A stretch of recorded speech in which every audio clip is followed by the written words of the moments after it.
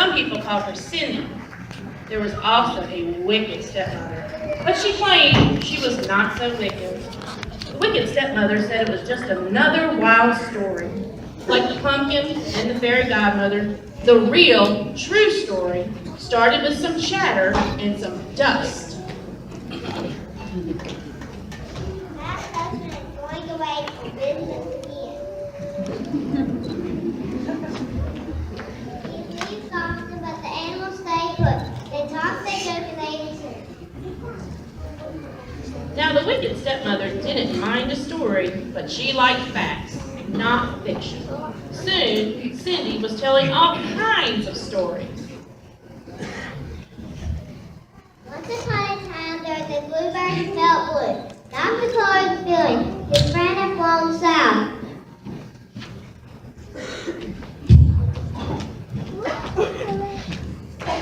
Oh, really, Cindy? Let's look at opposite left. Here, down to the study of we must get busy. Cindy began to tell all kinds of stories as she cleaned. Once upon a time, she said, when I was cleaning, there was dust and more dust and dust everywhere.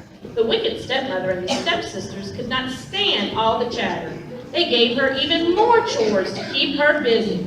Oh, my Cindy, we must mop now. The floor needs a good mopping.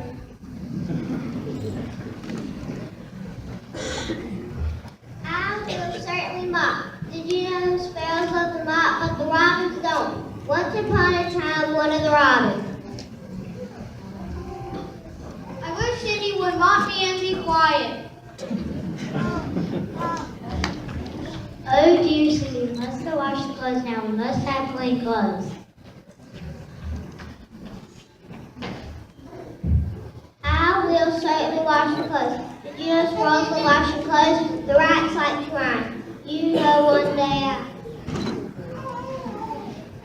I sure wish Cindy would hang close on my ears so I don't have to listen to his chatter. By this time, the wicked stepmother was tired of Cindy telling such foolish stories. Time passed and nothing changed. In the garden, Cindy tells stories. in the kitchen, Cindy tells stories. at dinner, she was So annoying.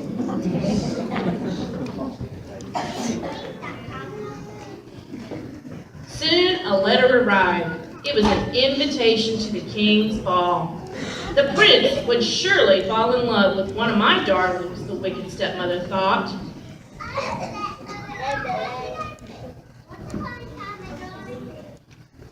And then, just like that, Cindy lost her voice. Imagine that! It must have been from all that chatter and wild stories. What was a wicked stepmother to do?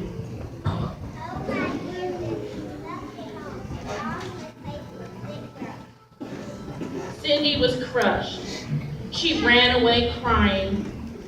Would she ever find her happily ever after? Would she ever learn to stop all that chatter? She was absolutely torn between all of her tears and all of her chatter. She didn't know what to do.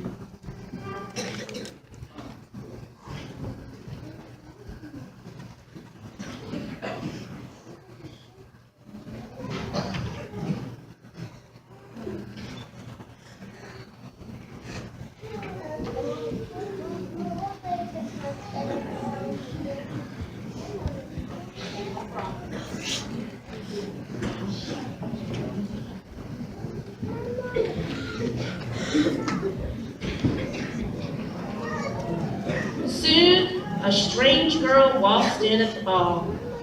Her gown was magnificent.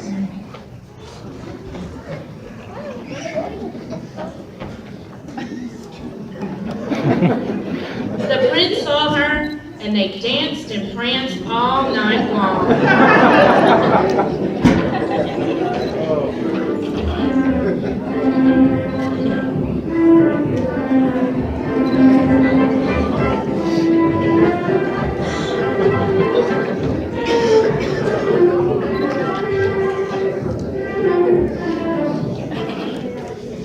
A few days later, the prince was looking for the girl of his dreams that he would marry.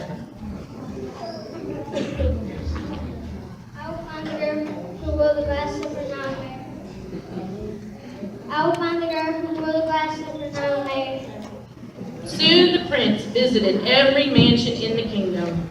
The stepsisters tried on the slipper. It didn't fit her big foot. She tried on the slipper. It certainly didn't fit those big feet.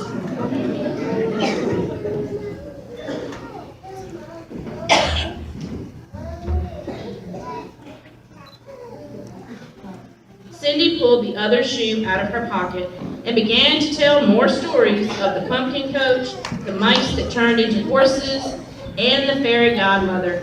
It was just another story. A few days later, the prince married Cindy.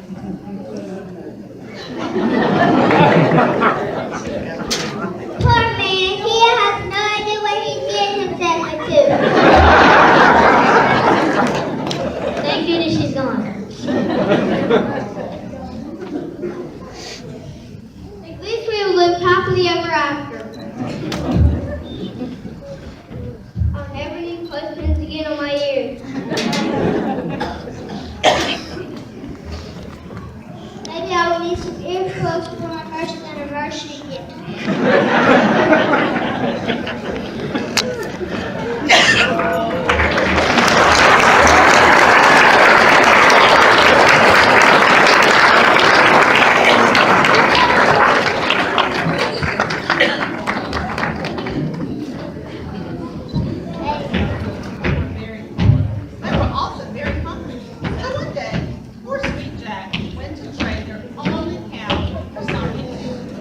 Wait, so you think I'm the bad guy? Now the giant doesn't like it when people tell the story wrong.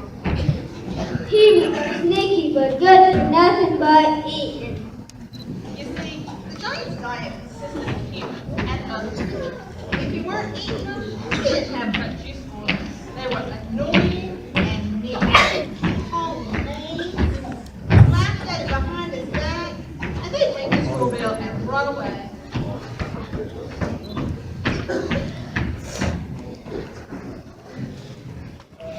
Well, one day while the giant was out, one of the little humans came over and asked the giant's wife to let him in the house. Of course, she was a nice lady, so she did. Then all of a sudden, they heard the giant returning home.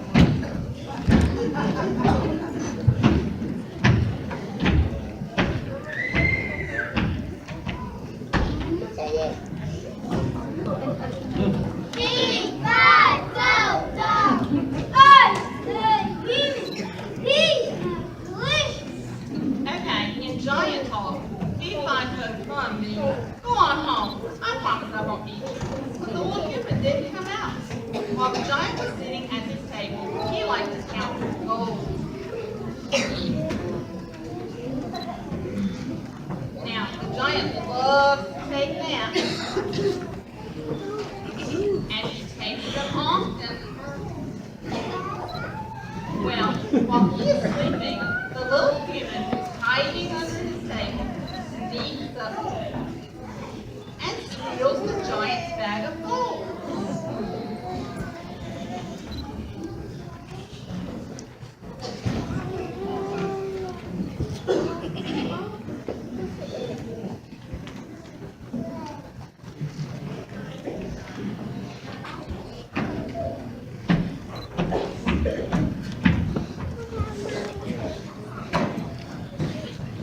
Well, the next day, while the giant was out, another one of the little humans came over and asked the giant's wife to let him in the house. Of course, she was a nice lady, so she did. Then all of a sudden, they heard the giant returning home.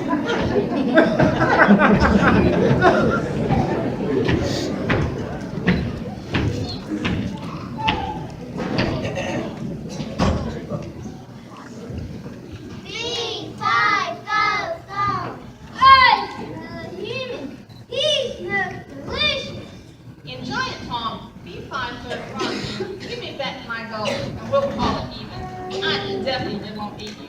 But the little human did come out. Since the giant's bag of gold was gone, he decided to keep his goose. to lay golden eggs on my side, just in case. One. Again, we know that the giant loves to take naps, and he takes them often. Well, while he is sleeping, the little human who's hiding under the table sneaks up and steals the goose that lays the golden eggs.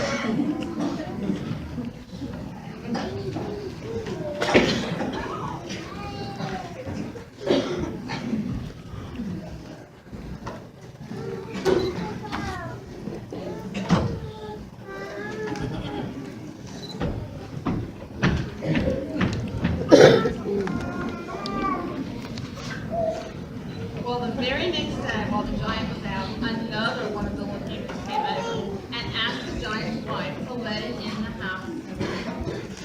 Of course, she was a nice lady, so she did. Then all of a sudden, they heard the giant returning home.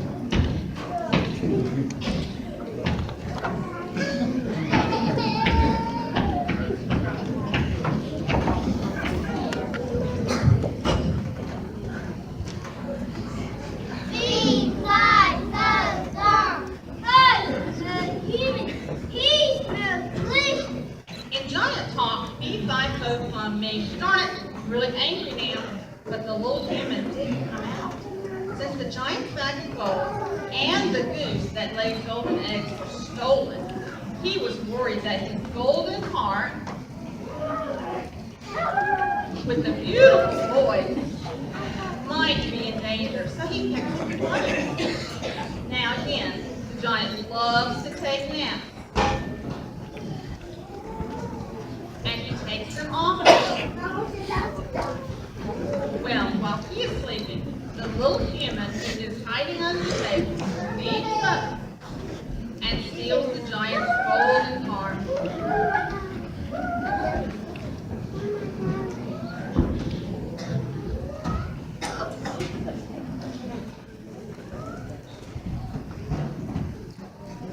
Well, it seems that the little human got the treasure.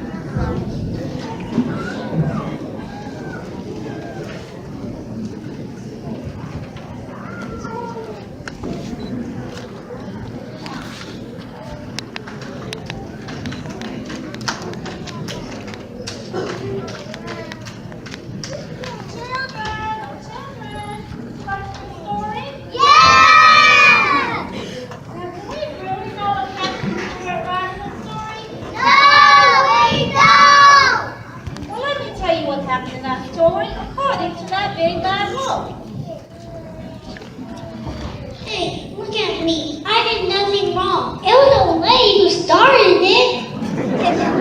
Now that's what Brownie wants you to know the side of the story about that little old lady they call Grandma.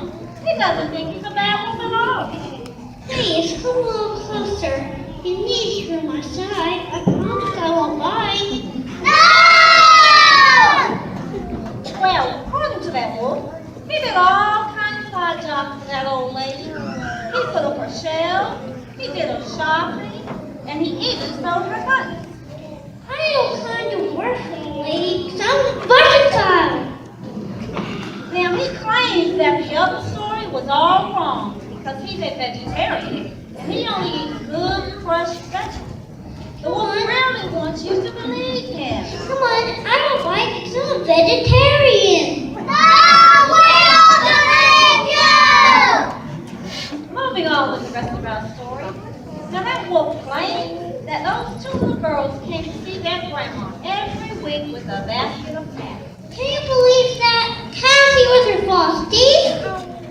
You see, he just couldn't believe he did all that work for that old lady, and she made those girls a cake and didn't even make one for him. She always ignores me when those kids are here. Now, according to that wolf, on the day that kids happened, they saw the two kids walking in the forest with their baskets of tags. Now, the wolf claimed that he was just out looking for some fresh vegetables when he saw two girls. He tried to get their attention, but they just ignored him. Leave that thing on me. Oh, looks like a scary one. Now, the wolf decided to go back to the old lady's house so he could warn her to hide her false teeth from that old sneaky package she was about to get. Now, the wolf claimed that when he got there, the old lady was reaching for her best dress in the wardrobe, but she couldn't reach it. And this is where it went all wrong. According to him, he tried to help the old lady reach her dress, but she fell and bumped her head, and then she passed out. No, that wasn't. Well, no one tried to close the wardrobe and put Grandma's dress on.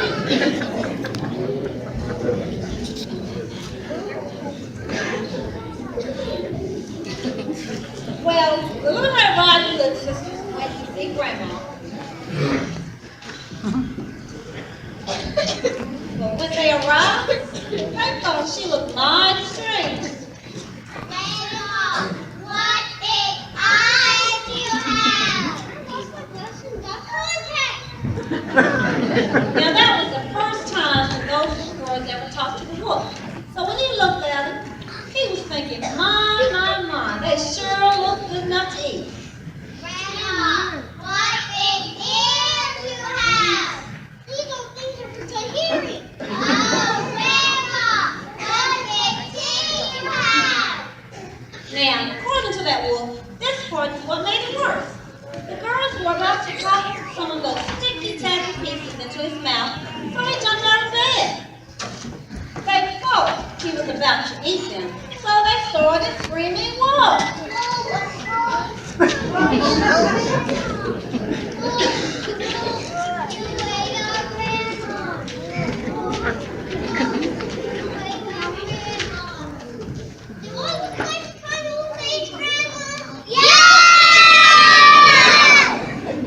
Now the wolf claims that the story got even worse than that. The door opened, and in came a lion with an axe. As the wolf was running, the woodsman took several swings at him, and he barely missed him. The wolf ran all the way to town, but he had forgotten that he had Grandma's dress on. So when he looked down and realized what he looked like, he was so embarrassed. Anyway, he wants to thank you all for listening to his side of the story. If you ever want any odd jobs done around your house, please just give him a call.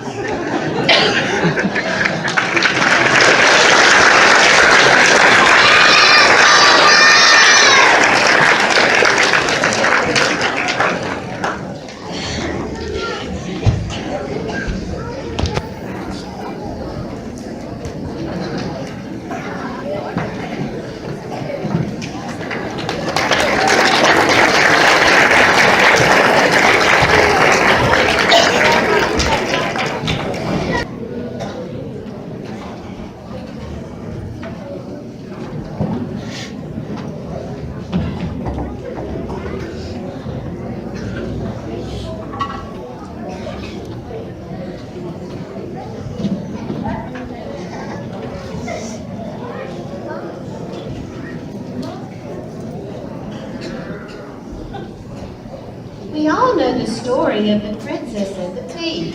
Today I'm going to tell you the story of the princess and the pizza. Once upon a time, there was an ex-princess named Princess Paulina who needed a job. Her father quit his job as king to become a wood carver, and they moved from the castle to a humble shack in a kingdom close by. Her father wasn't having much luck selling his carvings, and Paulina's garden barely kept enough food on the table. Paulina really missed being a princess. One day, a page rode past the shack announcing, Queen Zelda's looking for a true princess to marry the Summer Prince Trooper. This is my chance to be a princess again. She looked for her trunk that had her ex-princess stuff, brushed the wood shavings from her best ball gown, and blew away the dust that was stuck to her tiara. For good luck, she stuck a piece of garlic into her bodice and she snipped some good-smelling herbs to cover up the garlic smell. She headed off toward the castle. As she arrived at the castle, Paulina noticed that she had a few other princesses as competition. When she got to her room, she saw her bed piled high with mattresses. Oh, for Pete's sake, it's the old Princess and the Pea trick. That's so once upon a time. Paulina tossed and turned all night because, of course, she felt the lucky feet were on the mattresses. The next morning, some princesses were sent home because they slept well and couldn't feel the small key in the mattress at all.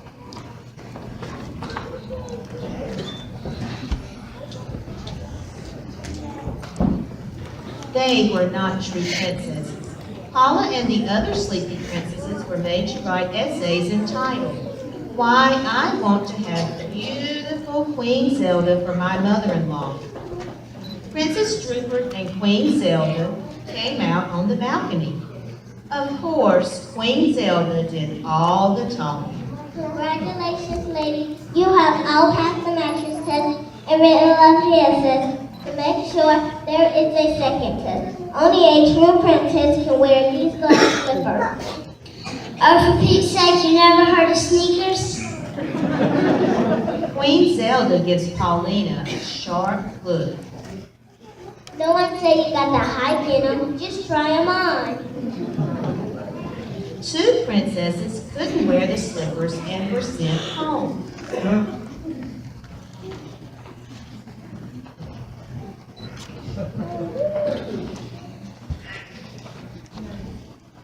Your final task is to cook a feast that proves you are worthy of being my dear Rupert's wife. Oh, for Pete's sake, don't you have a royal chef? Silence! On the table, you get everything that you need to make my son a fine feast.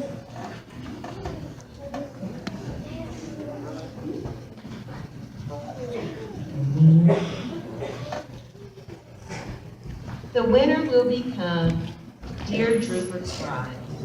The princesses were pushing and shoving to get to the table. Paulina was pushed down on the floor. By the time Paulina got to the table, all that was left was some flour, yeast, water, 3 overripe tomatoes, and a hunk of stale cheese. No, because you have a big mouth. A servant escorts Paulina to her room and locks the door. But she noticed she didn't have a bowl or spoons or a pot. Paulina tried to make bread, kneading the flour, water, and yeast together.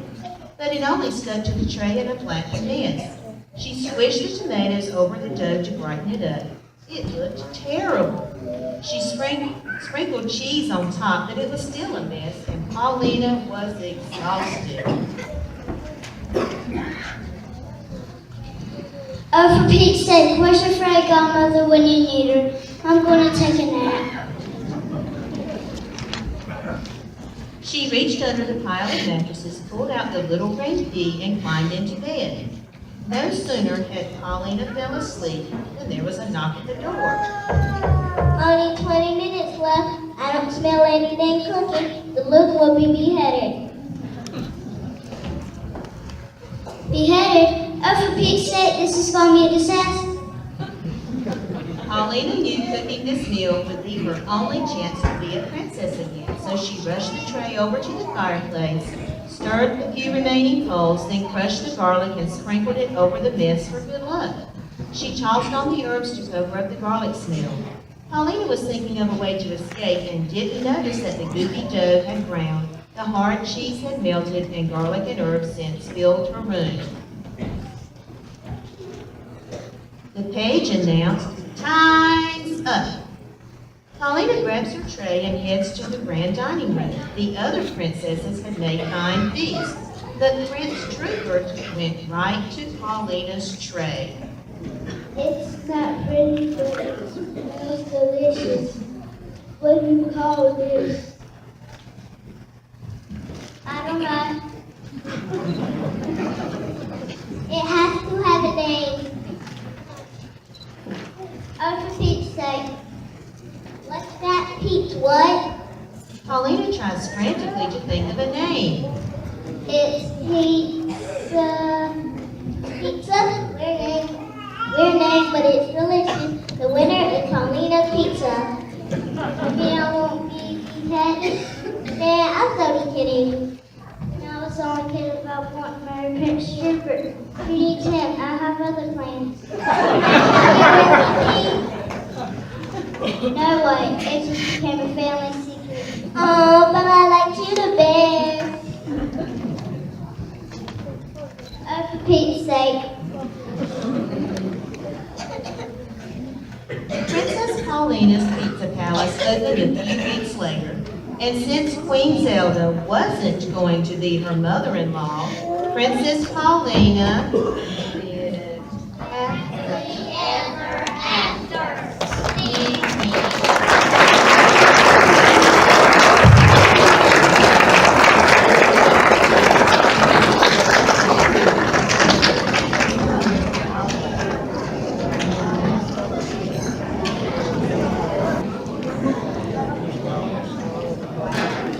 Are you boys and girls ready to hear the story of Goldilocks and the Three Bears?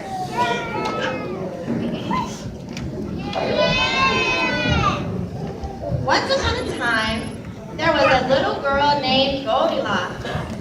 One day, Goldilocks was walking in the forest. She saw a house. Now, Goldilocks had been told never to go near a strange house. But you know what she did? She went up to that strange house and she knocked on the door anyway. Is anyone home? No one was home. She opened the door and went inside. Goldilocks saw 3 bowls of porridge on the table. She was very hungry. This board is too hot. This board is too cold. This board is just right. So she ate all the porridge. Goldilocks saw some chairs and she decided to sit down. This chair is too big. This chair is too big too. This chair is just right. But the chair broke. Oh no!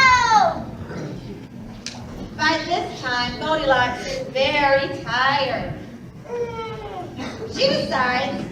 She sees 3 beds and decides to take a nap.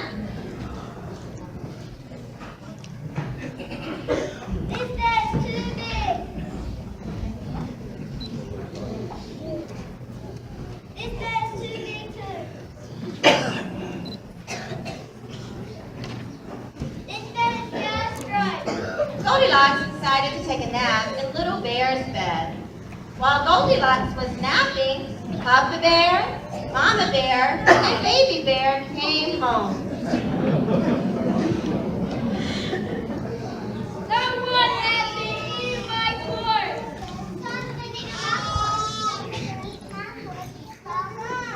Oh no!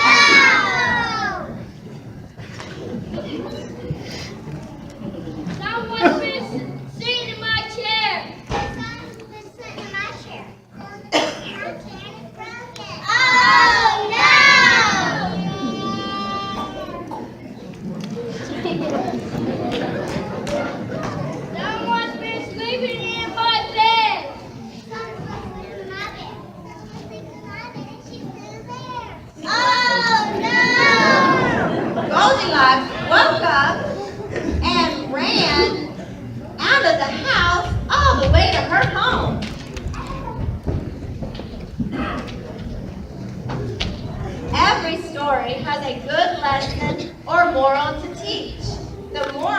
this story is Don't be a Goldilocks. Never want to change house.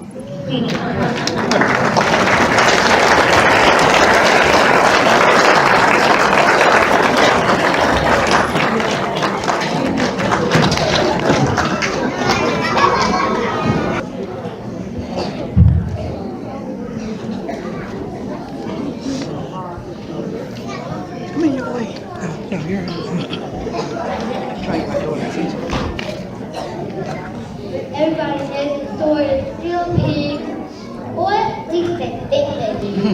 But let's get a little secret. Everybody knows the real secret. Everybody heard my side of the story.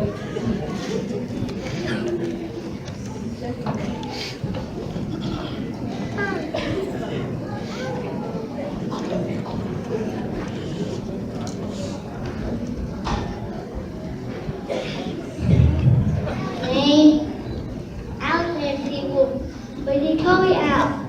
I don't know this whole big animal got started, but it's all wrong. I see it. What makes you so sure?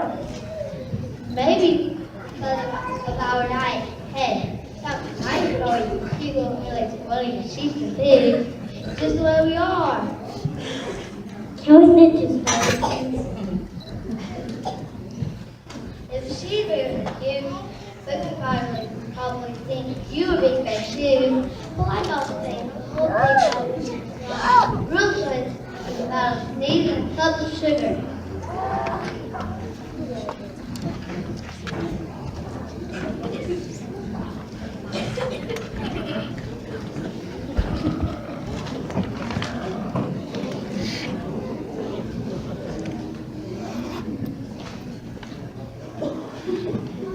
Way back in once upon a time, Alexander people making a birthday cake for his old granny. He had a terrible sneezing cold. He had ran out of sugar. So he walked down the street to ask his neighbor for a cup of sugar. Now this neighbor was a pig. And he wasn't too bad either. He had built his house out of straw. Can you believe it? I mean, he had the right mind to build a house out of straw. So of course the minute he knocked on the door, it fell right in. He claimed he didn't want to just walk in someone else's house. So I called, little pig, are you in? No answer.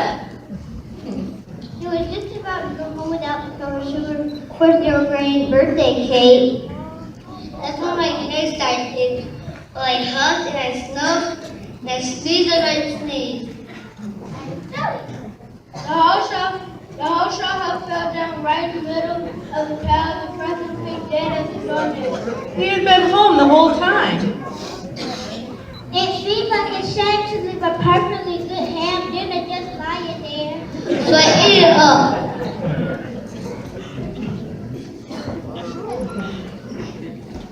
Think of it, the big secret just lying there. He was feeling a little better. But he still didn't have his cup of sugar.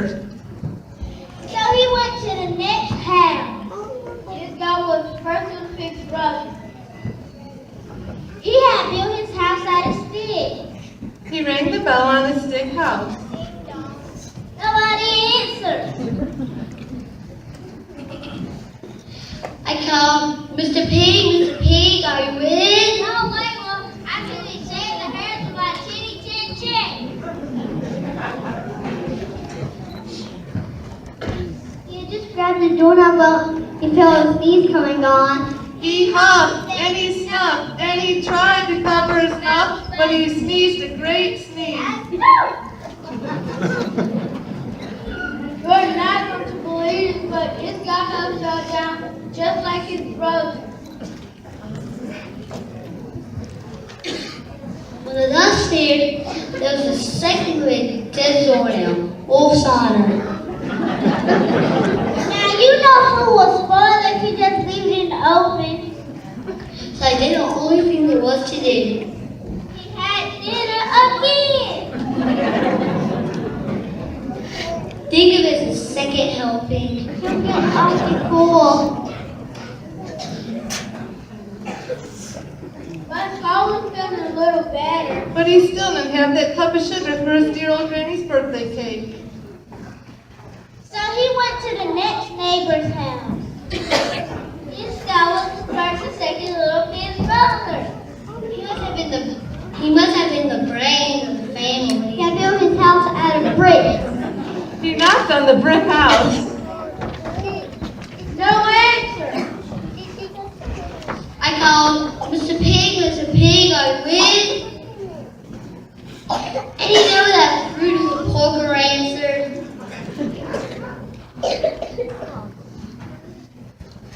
Oh, Michael, don't follow me again.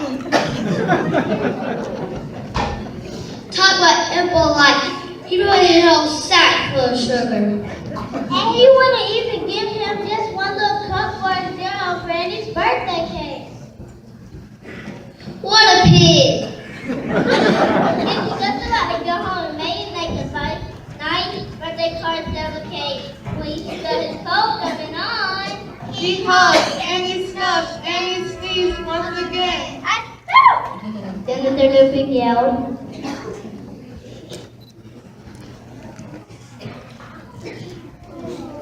Go, Bernie, can sit on the pig.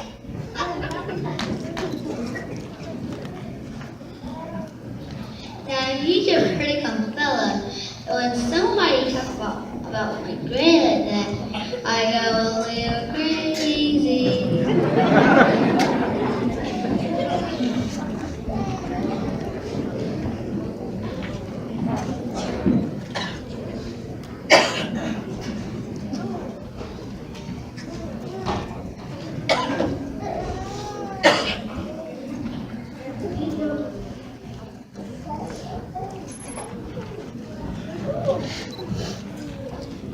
When we drove up, of course he was trying to break out his pig's door. And the whole time he was huffing and puffing and sneezing and making a real scene.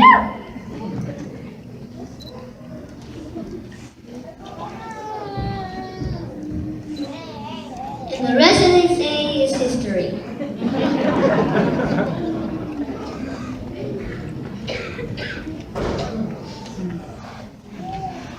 My partner and I felt that I got too little pussy for them. We figured a sick guy going to borrow a cup of sugar didn't sound very exciting. So he jazzed it all up with a little huff and puff and bloody house down, and maybe the big bad wolf. That's it. The real story. He was brain. But maybe you want to make up with sugar?